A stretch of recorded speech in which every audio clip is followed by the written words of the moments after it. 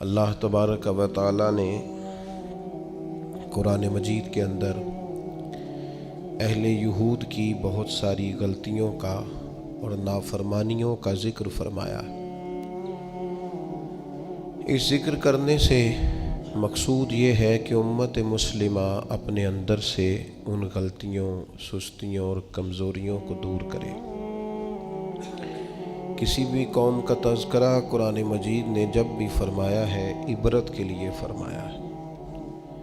جو قومیں تباہ کر دی گئیں، صفحہ ہستی سے مٹا دی گئیں،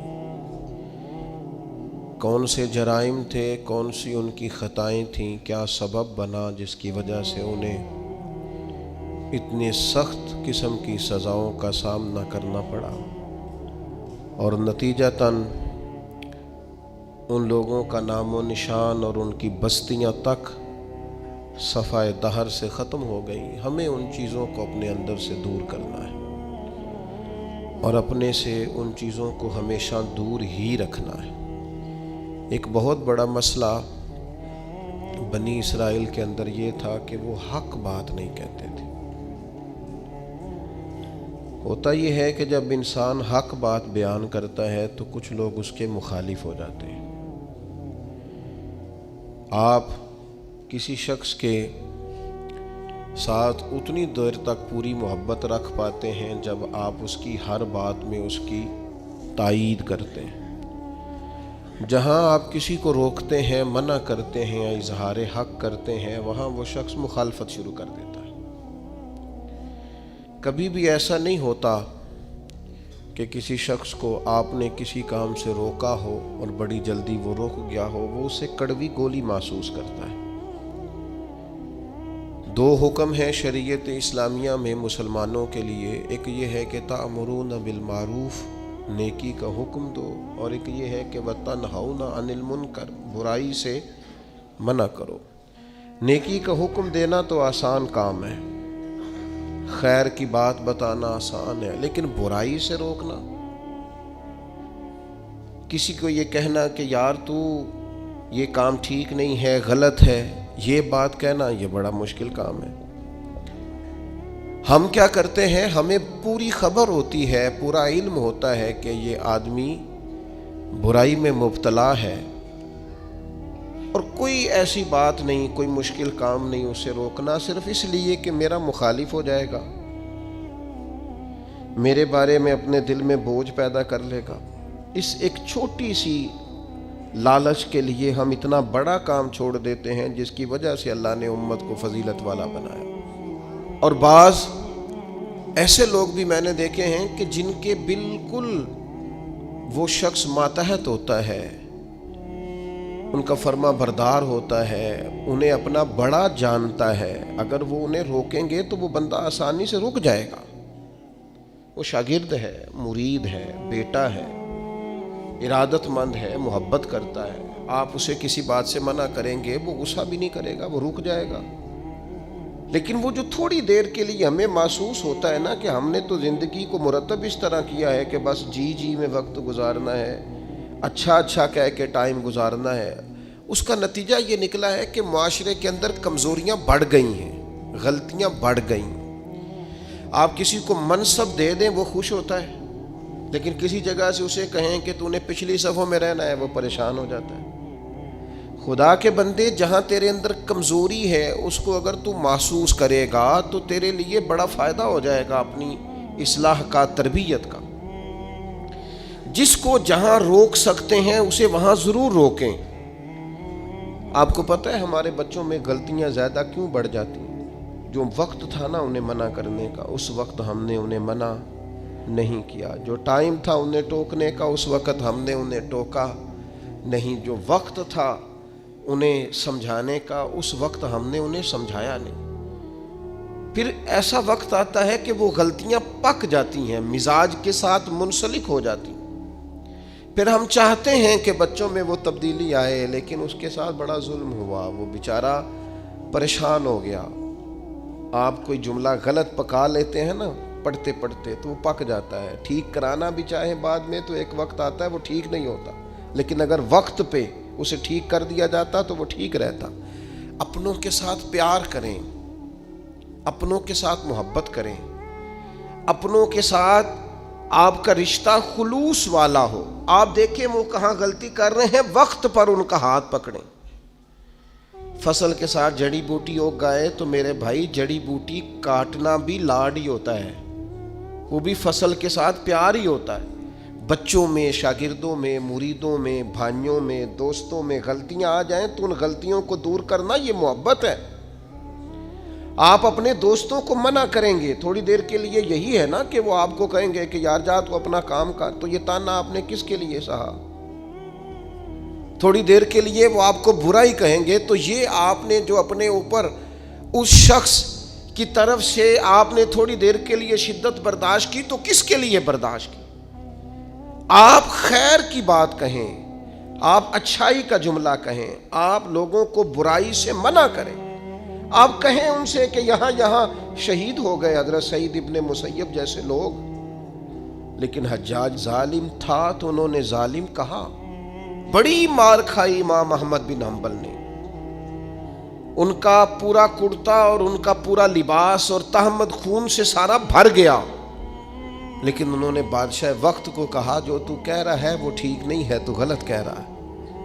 جنازے نکلے علماء اور محدثین کے جیلوں سے، لیکن انہوں نے کہا حق حق ہی ہوتا ہے، خیر خیر ہی ہوتی ہے۔ ہم بات ہی نہیں کرتے، ہم اپنوں کو منع ہی نہیں کرتے، ہم لاڈ میں، پیار میں، محبت میں تباہی کرتے جاتے ہیں اپنوں کی۔ جہاں کسی میں کمزوری دیکھیں، ہاں سمجھائیں پیار کے ساتھ، قائل محبت کے ساتھ کریں، لہجہ مصلحانہ ہو، تنقید برائے تنقید نہ ہو، لیکن حق بات کریں۔ بنی اسرائیل کا جرم کیا ہے؟ ان کا جرم یہ ہے کہ اللہ تعالیٰ انہیں فرماتا ہے وَلَا تَلْبِسُوا الْحَقَّ بِالْبَاطِلِ، حق کو باطل سے نہ ملایا کرو، وَتَقْتُمُوا الْحَقَّ وَأَنْتُمْ تَعْلَمُونَ، اور جانتے بوجھتے ہوئے حق نہ چھپایا کرو۔ نہ باطل کو حق سے ملاؤ، نہ حق کو چھپاؤ، وَأَنْتُمْ تَعْلَمُونَ، تمہیں پتہ ہے، تم جانتے ہو۔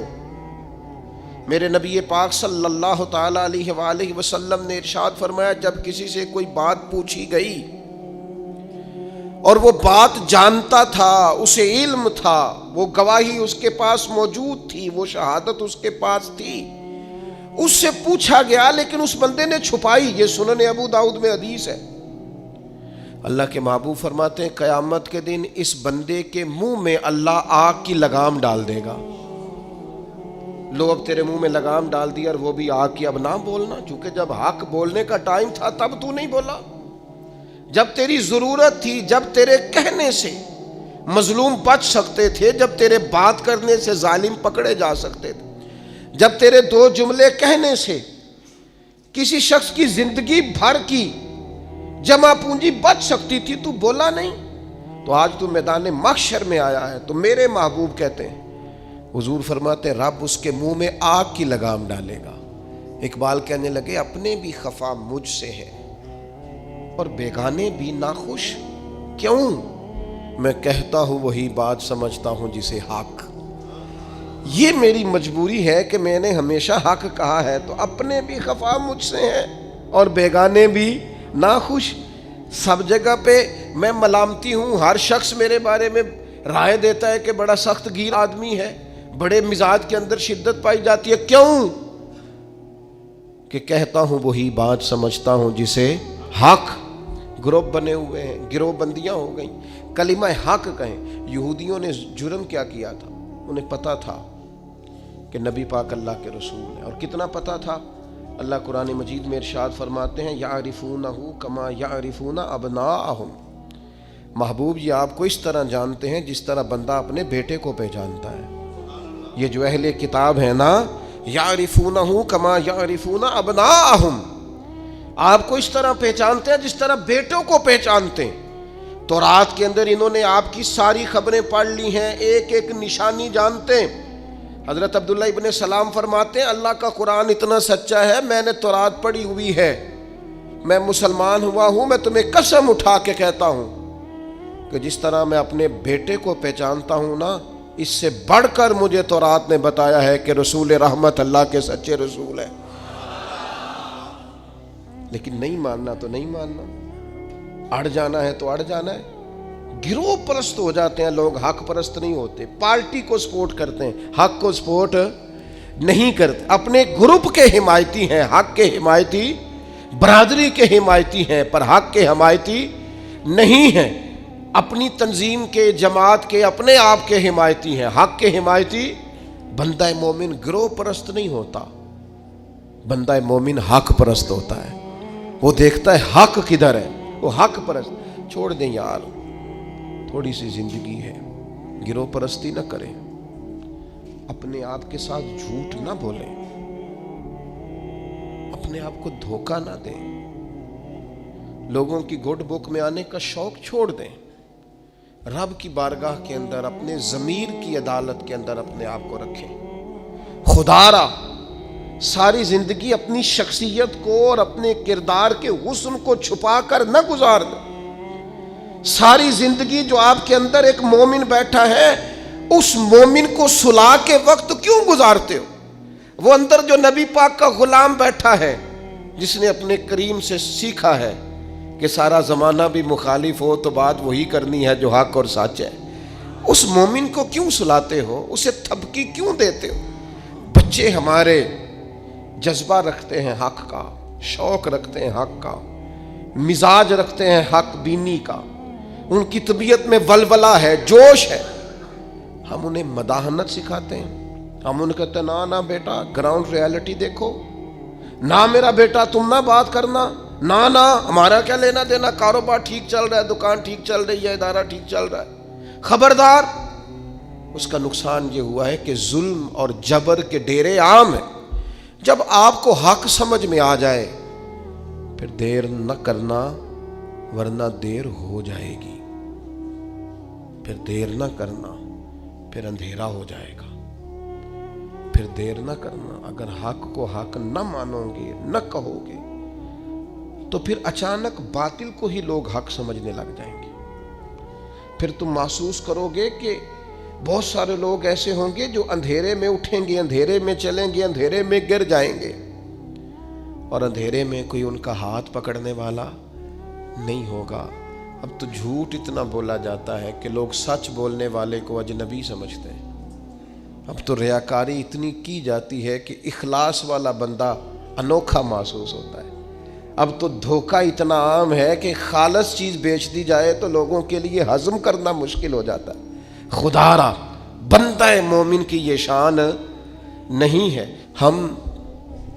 آپ نے ناراض نہیں ہونا، لوگ فتویٰ لینے آتے ہیں، فیصلہ کرانے آتے ہیں، لیکن وہ یہ نہیں کہتے کہ جو میرٹ ہے وہ کر دیں۔ وہ کہتے ہیں جو میں آپ کو کہہ رہا ہوں نا وہ ٹھیک ہے۔ وہ مسئلہ پوچھنے آتے ہیں تو کہتے ہیں جی وہ جگہ اس طرح ہو جائے تو پھر دین یہ بھی تو کہتا ہے نا، پھر اس طرح ہو جائے تو اسلام کا یہ حکم بھی تو ہے نا، اسلام یہ والے حقوق بھی تو بیان کرتا ہے نا۔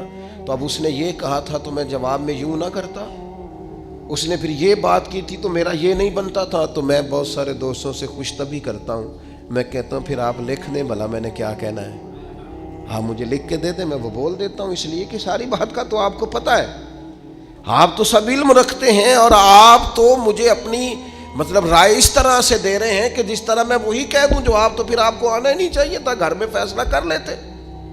خدا کے بندے اپنے آپ پر فیصلے نہ کرو، اپنے آپ کو قانون کے حوالے کرو، پروٹوکول سے نکل آؤ۔ میں اور آپ اس رسول کے ماننے والے ہیں جس کریم محبوب نے وصال ظاہری سے پہلے منبر پر بیٹھ کر صحابہ سے کہا تھا میرا ارادہ ہو گیا ہے لوٹ جانے کا، میری طرف سے کسی کو تکلیف پہنچی ہو تو میں حاضر ہوں۔ آنا ذرا ایک ایک کر کے ہم بھی 2 منٹ کے لیے بہو سے پوچھ نہ لیں، داماد سے پوچھ نہ لیں، جس بیوی نے ساری زندگی کوڑے کے نیچے وقت گزارا ہے اس سے پوچھ نہ لیں کہ تو میری طرف سے راضی ہے کہ ناراض ہے۔ پڑوسیوں سے 1-2 دفعہ بات کر نہ لیں۔ ایک صحابی اگر میدان بدر کے اندر عرض کرتے ہیں کہ یا رسول اللہ آپ نے صفیں سیدھی کراتے وقت مجھے تیر چبھویا ہے، حضور تو معصوم عن الخطا ہے، محبوب کے لیے تو یہ تصور کرنا جرم ہے لیکن ہماری تعلیم کے لیے وہ صحابی کیا کہتے ہیں؟ حضور مجھے تیر چبھویا ہے، تو محبوب کیا فرماتے ہیں؟ مجھے استثناء حاصل ہے، وزیر اعظم پر، گورنر صاحب پر اور صدر پر پرچہ ہی نہیں ہو سکتا، میں چونکہ فلاں عہدہ رکھتا ہوں لہذا میرے ساتھ کیسے تو نے بات کر لی؟ یہ میرے رسول کا دیا ہوا طریقہ ہے۔ محبوب کریم نے گویا اپنے لفظوں میں بات کر رہا ہوں، حضور نے جو قانون بنایا تھا محبوب نے خود اپنے آپ کو اس قانون کے حوالے کیا، فرمایا آ جا میں کرتا ہٹاتا ہوں تو بدلہ لے لے، نا آؤ نا 2 منٹ کے لیے اپنے آپ کو کٹہروں میں کھڑا کرو نا، آؤ جس جگہ پہ بیٹھ کے 25-30 سال سرکاری نوکری کی ہے، آؤ نا اپنے آپ کو کٹہرے میں کھڑا کرو، اپنی عدالت میں اپنے آپ کو پیش کرو۔ نوکری کی ہے کہ تعلقات نبھائے، سرکاری نوکری کی ہے کہ افسروں کو راضی کیا ہے۔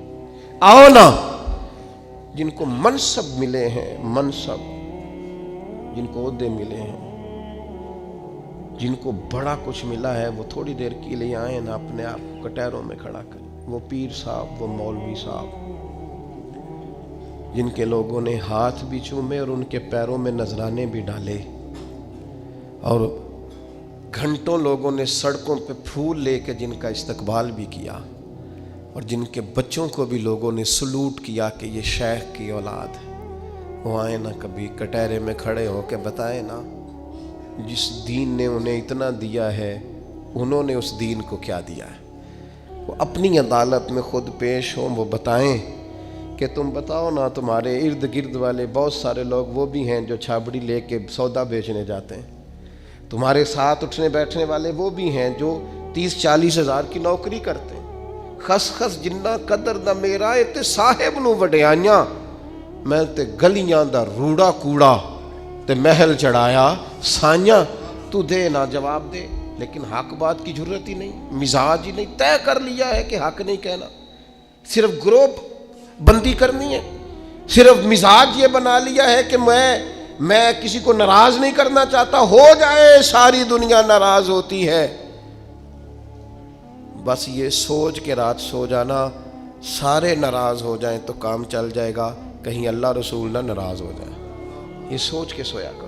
ہمارا حضرت صفیہ رضی اللہ تعالی عنہ ام المومنین ہے، آپ کا چونکہ ایک یہودیوں کی فیملی سے تعلق تھا، فرماتی ہیں میرے والد اور میرے چچا مجھ سے بڑا پیار کرتے تھے، میری طرف بڑی توجہ رکھتے تھے، تو میں جس دن حضور مسجد قباء کے قریب تشریف لائے تو میرے چچا اور والد حضور سے مل کے آئے، تو ان کی کیفیت اتنی بدلی ہوئی تھی، انداز اتنا بدلا ہوا تھا کہ میں ان سے ملنے گئی تو انہوں نے توجہ ہی نہیں کی، میں دروازے تک ان کے استقبال کو گئی، انہوں نے توجہ کوئی نہیں کی، بڑے عجیب سے پریشان تھے۔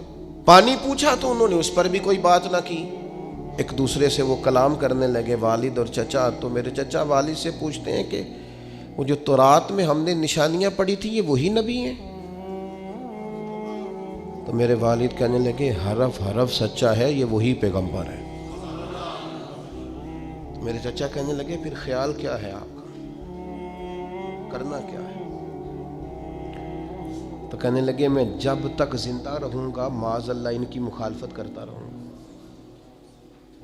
حق پہنچ گیا ہے، اطلاع آ گئی ہے، انشراح صدر ہو گیا ہے، دل گواہی دے رہا ہے سچے رسول۔ حضرت صفیہ رضی اللہ تعالیٰ عنہ ام المومنین فرماتی ہیں کہنے لگے یہ وہی رسول ہیں، ایک ایک بات سچی ہے، ایک ایک حرف سچا ہے، ایک ایک قول سچا ہے، ان کی تو ادائیں بھی وہی ہیں جو تورات زبور انجیل میں لکھی ہیں، لیکن میں ساری زندگی مخالفت کروں گا۔ ہم نے غور کرنا ہے یہودیوں والی یہ عادت کہیں مسلمانوں میں تو سرایت نہیں کر گئی، جس کا ہمیں پورا پتہ چل جاتا ہے یہ حق ہے ہم اس کے بھی مخالف ہیں، جس کی بات کے بارے میں انشراح صدر ہو جاتا ہے، دل گواہی دیتا ہے کہ بات بالکل ٹھیک ہے، اس کو بھی قبول نہیں کرتے۔ تو اہل یہود کا طریقہ ہے، مسلمانوں میں کیسے آ گیا؟ یہ کب ہوتا ہے؟ یہ کیوں ہوتا ہے؟ کیا چیز وجہ بنتی ہے کہ جب انسان اس طرح کا رویہ اختیار کرتا ہے؟ تو قرآن مجید نے اسے بھی بیان کیا، فرمایا اَرَأَيْتَ مَنِ اتَّخَذَ إِلَٰهَهُ هَوَاهُ، کیا آپ نے اس شخص کو دیکھا ہے جس نے اپنے نفس کی خواہش کو ہی اپنا خدا بنا لیا؟ اَرَأَيْتَ، کیا آپ نے دیکھا ہے من اتخذ الہہ ہواہ، اس شخص کو دیکھا ہے جس نے خواہش نفس کو ہی خدا مان لیا۔ نبی پاک صلی اللہ تعالی علیہ وسلم نے ارشاد فرمایا، آسمان کے سائے کے نیچے اللہ کے سوا پوجے جانے والے معبودوں میں سے سب سے سنگین اللہ کے نزدیک وہ معبود ہے جو لوگ اپنے نفس کی خواہش کو معبود بنا کے پوجتے ہیں۔ رب کہتا ہے انہوں نے اللہ کے مقابلے میں معبود بنا لیا۔ کس کو؟ نفس کی خواہش کو۔ ایک طرف اللہ کا حکم ہے، ایک طرف نفس کی خواہش ہے، چلتے کس طرف ہیں؟ رب کہتے ہیں انہوں نے نفس کی خواہش کو اپنا معبود بنا لیا، اللہ کا حکم نہیں مانتے۔ میں آپ سے ایک بات پوچھتا ہوں، جنازے کو بھی نماز ہی کہتے ہو نا؟ اس کا پورا نام کیا ہے؟ وہ بھی نماز ہے، اور فجر والی بھی نماز ہے۔ کتنا دوڑ رہا ہے بندہ، محلے کا ایک علاقے کا ایک بااثر آدمی انتقال کر گیا، دوڑ رہا ہے، چھٹی لی ہے، بھاگا آیا ہے، جلدی سے وضو کیا ہے، جنازہ پڑھنا ہے۔ لمبا چوڑا رش ہو گیا، صفیں گنی نہیں جا رہی، سر گنے نہیں جا رہے۔ یہ کس لیے آئے؟ کہتے ہیں نماز پڑھنے ہیں جنازے کی۔ اگر تو آئے ہو نماز پڑھنے تو فجر بھی نماز ہی ہے، ظہر بھی نماز ہے، عصر بھی نماز ہے، مغرب عشاء بھی۔ اگر تو نماز پڑھنے آئے ہو تو بتاؤ یہ والی چھٹی تم نے 5 نمازوں میں کیوں نہیں لی؟ اگر تو آئے ہو نماز پڑھنے تو پھر بتلاؤ یہ والا اہتمام فجر میں کیوں نہیں ہوا؟ یہ تم نماز پڑھنے نہیں آئے، یہ ہم اللہ کے حضور حاضری دینے نہیں آئے۔ یہ وہ جو سیاسی رکھ رکھاؤ ہے، یہ جو ذاتی تعلق، یہ نفس کی عبادت ہے، یہ اللہ کی عبادت نہیں ہے، یہ خواہش نفس کی تکمیل ہے۔ یہ رب کی عبادت، یہ تو اپنے خواہش کے پیچھے دوڑے آئے ہو۔ مجھے بتلاؤ نا۔ وہ ایک شاعر تھے، انہوں نے بات تو بڑی غلط کی، لیکن چلو بعض اوقات نصیحت کے لیے کچھ باتوں کو دہرا دینا چاہیے۔ پاکستان کے ایک معروف شاعر تھے، ان سے کسی نے کہا کہ آپ مسلمان ہیں؟ کہنے لگا آدھا مسلمان ہوں آدھا کافر ہوں۔ اور کس طرح؟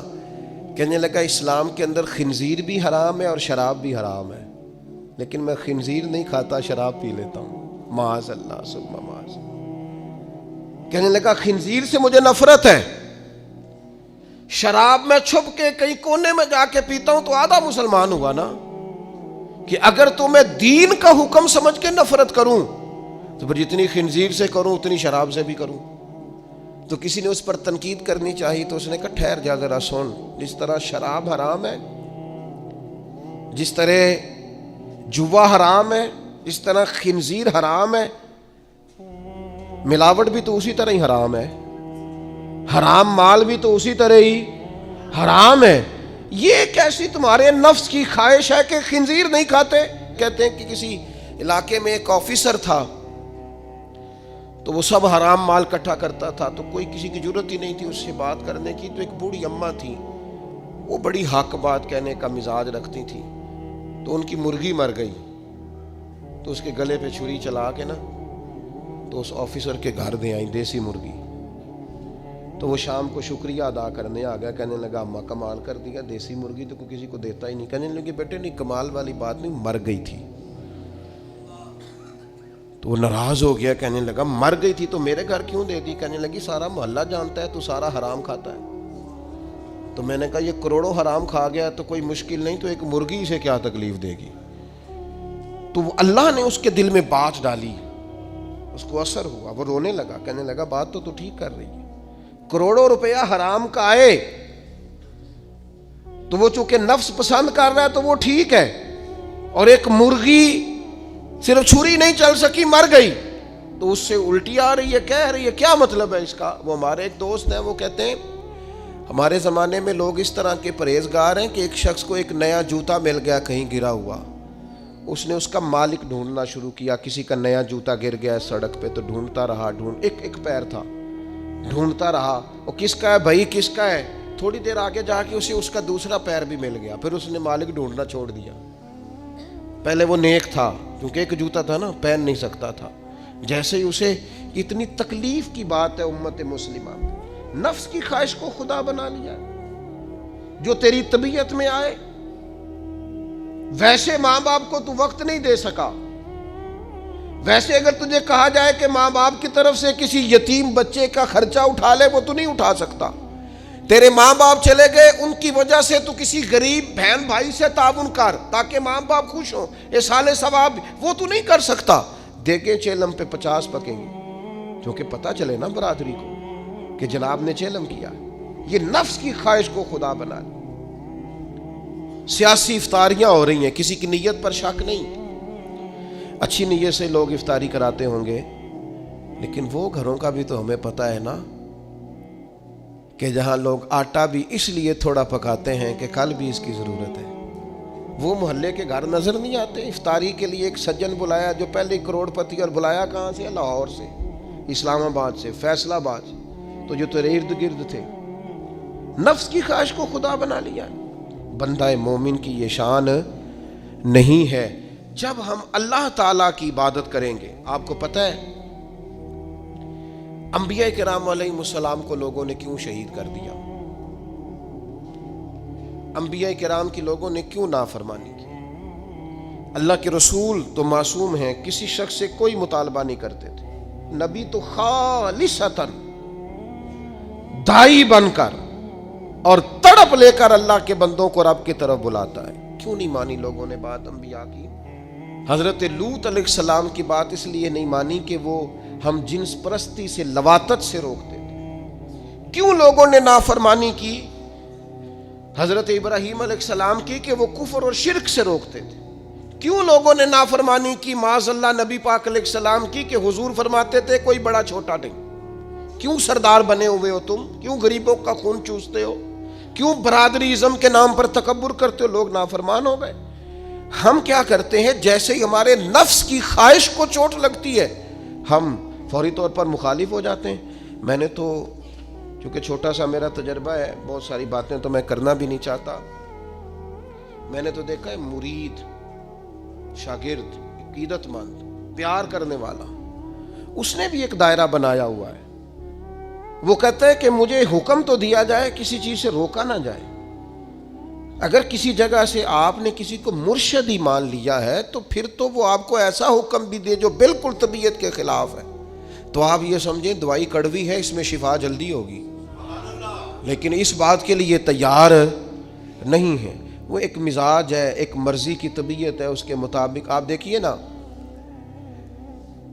قرآن مجید ارشاد فرماتا ہے کہ یہ جو تھے نا قریش مکہ، یہ حاجیوں کو پانی پلاتے تھے، کعبے کے متولی تھے، ساری باتیں مانتے تھے، لیکن کلمہ پڑھنے کو تیار نہیں تھے۔ اللہ کریم نے قرآن مجید میں فرمایا تم نے حاجیوں کو پانی پلانا اور کعبے کی خدمت کرنا اس کے برابر سمجھ لیا ہے کہ یہ کہا جائے کہ میں اللہ اور آخرت پر ایمان لایا، اور تمہیں یہ پانی پلانا بھی تب بھی نفع دے گا جب اللہ اور اس کے رسول کو مانو گے۔ لیکن وہ اپنی مرضی کا مزاج ہے نا جی، اپنی مرضی کی طبیعت ہے۔ اپنی زندگی کے اندر کچھ چیزوں پر توجہ کریں۔ نبی پاک علیہ السلام نے فرمایا جنت اللہ تعالیٰ نے مشکلات سے ڈھانپ دی ہے، دوزخ کو اللہ نے خواہشات سے ڈھانپا ہے۔ اپنی زندگی میں اپنی خواہشات پر توجہ دیں۔ حضور علیہ السلام نے پناہ مانگی ہے، اے اللہ میں نہ ختم ہونے والی خواہش سے تیری پناہ مانگتا ہوں۔ اپنی خواہشات پر، یہ جو ہم پیری مریدی کرتے ہیں نا، یہ جو بیعت کا سلسلہ ہوتا ہے، اس میں سب سے پہلا طریقت کا حکم یہ ہے کہ مرشد آپ کو وہ حکم دے گا جو آپ کی مرضی کے خلاف ہے، اور اگر آپ اسے صحیح کر کے قبول کریں گے نا، دیکھیں بندہ اللہ کا بندہ کب بنتا ہے؟ اللہ کا بندہ تب بنتا ہے جتنا مزہ اسے نیند میں آتا ہے نا، اگر اتنا ہی مزہ اسے فجر کے وقت نیند چھوڑنے کا آئے نا، پھر وہ رب کا بندہ ہے۔ اتنے مزے سے ہی وہ اٹھے، جتنا مزہ اسے روٹی کھانے کا آتا ہے نا، اتنا ہی مزہ اسے رمضان میں روزہ رکھنے کا ہے، پھر وہ اللہ کا حقیقی فرما بردار۔ جتنا لطف اس شخص کو اللہ تبارک و تعالیٰ کی دی ہوئی نعمتوں کو استعمال کرنے کا آتا ہے نا، اتنا ہی مزہ اسے اگر اللہ کی بارگاہ میں مجاہدے کا آئے، پھر وہ رب کا بندہ ہے۔ تو اپنے مزاج کے اندر حق کہنے کا حوصلہ پیدا کریں، آپ کے دائیں بائیں جو لوگ غلطیاں کریں انہیں محبت سے سمجھانے کی کوشش کریں، اور کچھ تھوڑا سا نا نفس کی مخالفت کا، جو آپ کی طبیعت میں چاہے وہ ہو جائے تو مزہ کیا رہا۔ ایک بات آپ نے آج کے جمعے سے بطور سبق لے کے جانی ہے، نفس کی تھوڑی مخالفت کریں، چھوڑ دیں اندر باہر لڑنا، اپنے آپ سے لڑنا شروع کریں، اپنے آپ سے تھوڑا سا جہاد شروع کریں۔ ہمارا سب سے زیادہ مسئلہ اپنے ساتھ ہے، ہمیں کسی نے پریشان نہیں کیا، صرف ہماری اپنی خواہشات نے پریشان کیا۔ آپ خواہشات سے تھوڑا سا لڑیں، ایک ایک دو دو کر کے خواہشات کو چھوڑیں، آپ خود محسوس کریں کہ زندگی حسین ہو گئی۔ میرے ایک سنگی ہیں، کوئی اختلاف ہو گیا ان کا گھر کے اندر، تو میں نے بلایا، میں نے کہا کیا ہوا ہے؟ تو انہیں پہلے سٹے آکھیا، انہوں نے کہا حضور ساری غلطی میری ہے، بڑی کوشش کرنا پر میرا اپنے آپ تے کنٹرول، میرا دل خوش ہو گیا، ورنہ آج کل ساری غلطی میری ہے، یہ تے سوال ہی نہیں نہ پیدا ہوتا، میں تے غلطی کراں، یہ کتے لکھے ہے، میں ہی تے نہیں کرتا، باقی ساری دنیا کر دی۔